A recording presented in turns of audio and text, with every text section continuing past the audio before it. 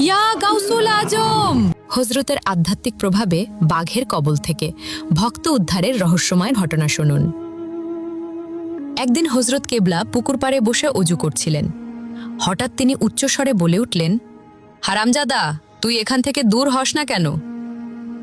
এই কথা বলেই তিনি তার হাতের বদনাটি সজোরে পুকুরের মধ্যে নিক্ষেপ করলেন। তখনও তার অজু সম্পূর্ণ হয়নি। সঙ্গে সঙ্গে খাদেমগণ আরেকটি বদনা এনে দিলে তিনি অজু সম্পন্ন করে দায়রা শরীফে চলে যান। হযরত বদনা পুকুরে নিক্ষেপ করেছেন দেখে খাদেমগণ অবাক হয়ে পড়েন। তারা পুকুরে নেমে বহু চেষ্টা করেও বদনাটির কোনো সন্ধান পাননি। অবশেষে সবাই হতাশ হয়ে ফিরে আসেন। মনে মনে ভাবতে লাগলেন, হযরত কাকেও এমন কথা বললেন আর বদনাটি পুকুরে নিক্ষেপ করলেন কেন? তখন সবাই উপলব্ধি করলেন, অলি আল্লাহদের কার্যকলাপ সাধারণ বোধে ধরা পড়ে না। এর 2 দিন পর রাঙ্গুনিয়া নিবাসী হযরতের এক ভক্ত আজমত আলী দরবার শরীফে হাজির হলেন। তার হাতে ছিল কিছু নাস্তা এবং সেই হারানো বদনা। তিনি হযরতের খেদমতে বদনা ও নাস্তাগুলো পেশ করে কদমবুচি করলেন এবং দীর্ঘ সময় ধরে কান্নায় ভেঙে পড়লেন। পরে তিনি বাইরে এলে উপস্থিত লোকজন তার কাছে জানতে চাইলেন বদনাটি তিনি কোথায় পেলেন। আজমত আলী বললেন, ভাই, এ এক অপূর্ব ও অলৌকিক ঘটনা। এই বদনার মাধ্যমেই হযরত আমার প্রাণ রক্ষা করেছেন। আমি একজন গরিব মানুষ, ভাবছিলাম পাহাড় থেকে কিছু লাকড়ি সংগ্রহ করে বিক্রি করব।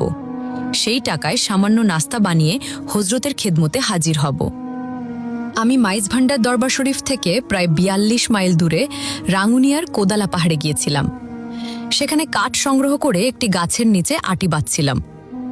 হঠাৎ কোথা থেকে এক বিরাট বাঘ এসে আমার সামনে হাজির হল। বাঘের আকস্মিক আক্রমণে আমি সম্পূর্ণ অসহায় হয়ে পড়লাম। জীবন বাঁচানোর শেষ আশায় আমি চিৎকার করে উঠলাম, ইয়া গাউসুল আজম!